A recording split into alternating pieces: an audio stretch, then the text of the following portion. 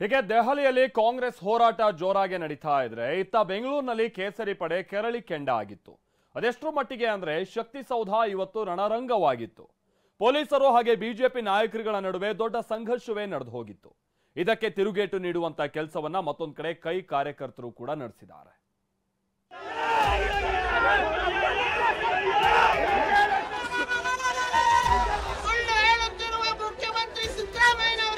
ಭ್ರಷ್ಟ ಕಾಂಗ್ರೆಸ್ ಸರ್ಕಾರಕ್ಕೆ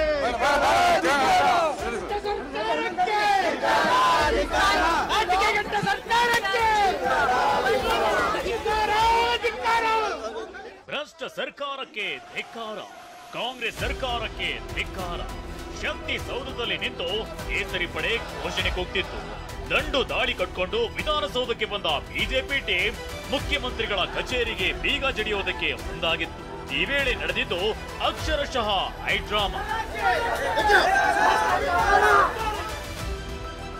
ದೆಹಲಿಯಲ್ಲಿ ರಾಜ್ಯ ಸರ್ಕಾರ, ಬೆಂಗಳೂರಲ್ಲಿ ವಿಪಕ್ಷಗಳ ಹೋರಾಟ. ರಾಜ್ಯ ಕಾಂಗ್ರೆಸ್ ಸರ್ಕಾರದ ವಿರುದ್ಧ ಕೆರಳಿ ಕೆಂಡವಾದ ಕೇಸರಿ ಪಡೆ.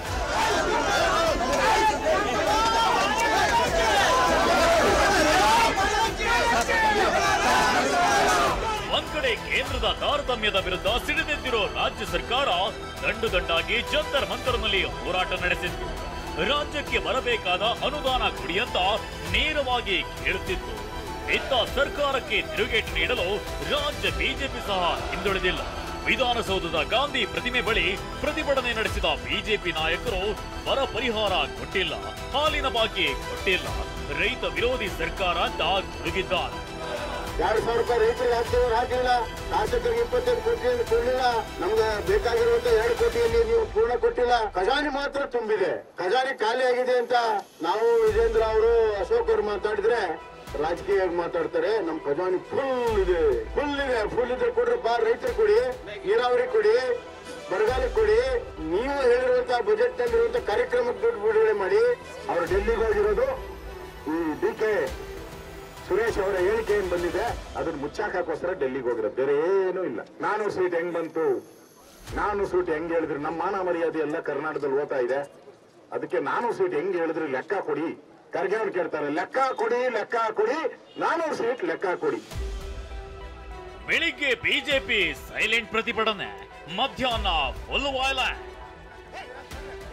ಸಿಎಂ ಕಚೇರಿ ಕೇಸರಿ ಪಡೆ ಒತ್ತಿಗೆ, ಬೀಗ ಹಾಕುವುದಕ್ಕೂ ಯತ್ನ. ಇನ್ನು ಸೈಲೆಂಟ್ ಆಗಿಯೇ ನಡೀತಿದ್ದ ಬಿಜೆಪಿ ಪ್ರತಿಭಟನೆ ಮಧ್ಯಾಹ್ನದ ನಂತರ ವೈಲೆಂಟ್ ರೂಪ ತಾಳಿತ್ತು. ವಿಪಕ್ಷ ನಾಯಕ ಆರ್ ಅಶೋಕ್, ರಾಜ್ಯಾಧ್ಯಕ್ಷ ವಿಜಯೇಂದ್ರ ನೇತೃತ್ವದಲ್ಲಿ ಸಿಎಂ ಕಚೇರಿಗೆ ಬಿಜೆಪಿ ನಾಯಕರು ಮುತ್ತಿಗೆ ಹಾಕುವುದಕ್ಕೆ ಮುಂದಾಗಿದ್ರು. ಬ್ಯಾರಿಗೇಡ್ ಹಾಗೂ ಪೊಲೀಸರನ್ನ ತಳ್ಳಿ ಪ್ರವೇಶ ದ್ವಾರದ ಬಳಿ ನುಗ್ಗಲು ಯತ್ನಿಸಿದ್ರು. ಇದೇ ವೇಳೆ ಮುನಿರತ್ನ ತನ್ನ ಕೈಯಲ್ಲಿ ಬೀಗ ಇಟ್ಕೊಂಡು ಸಿಎಂ ಕಚೇರಿಗೆ ಬೀಗ ಹಾಕಲು ಮುಂದಾದ್ರು. ಆಗ ಪೊಲೀಸರ ಜೊತೆ ಬಿಜೆಪಿ ನಾಯಕರ ನೂಕಾಟ ತಳ್ಳಾಟ ನಡೆಯಿತು.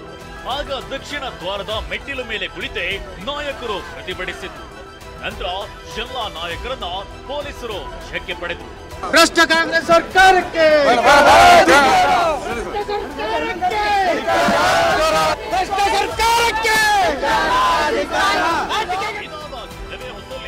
ರಾಜ್ಯ ಬಿಜೆಪಿ ಕಚೇರಿ ಎದುರು ಯುವ ಕಾಂಗ್ರೆಸ್ ಪ್ರತಿಭಟನೆ ನಡೆಸಿತ್ತು. ಆಗ ಕೈ ಕಾರ್ಯಕರ್ತರು ಹೈಡ್ರಾಮಾ ಮಾಡಿದ್ರು.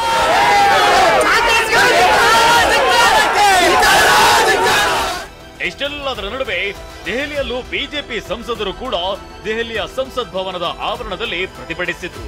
ಕಾಂಗ್ರೆಸ್ ವಿರುದ್ಧ ಭಿತ್ತಿ ಪತ್ರ ಹಿಡಿದು ಆಕ್ರೋಶವನ್ನ ಹೊರಹಾಕಿದ್ರು. ಮತ್ತೊಂದು ಕಡೆ ರಾಜ್ಯ ಸರ್ಕಾರದ ಆರೋಪಕ್ಕೆ ಕೇಂದ್ರ ವಿತ್ತ ಸಚಿವೆ ನಿರ್ಮಲಾ ಸೀತಾರಾಮನ್ ತಿರುಗೇಟು ನೀಡಿದ್ದಾರೆ. ಸರ್ಕಾರ ಜನರನ್ನ ದಾರಿ ತಪ್ಪಿಸುತ್ತಿದೆ ಅಂತ ಗುಡುಗಿದ್ದಾರೆ. आके मिले, हम भी उनसे संवाद किए, बातें किए और उनके रिप्रेजेंटेशन लिए, हाई लेवल कमेटी मीट करके डिसाइड करके बोलेंगे, वो बात भी बोल चुके हैं. 3 महीने में नहीं मिला इसलिए 0 बोलेंगे क्या? वो 6,100 सम क्रोर्स आपके हाथ में जो है वो किसका पैसा है? सो कर्नाटका के जनता को गुमराह ना करना. जनता सचमुच मन में अच्छा भावना रखते हैं.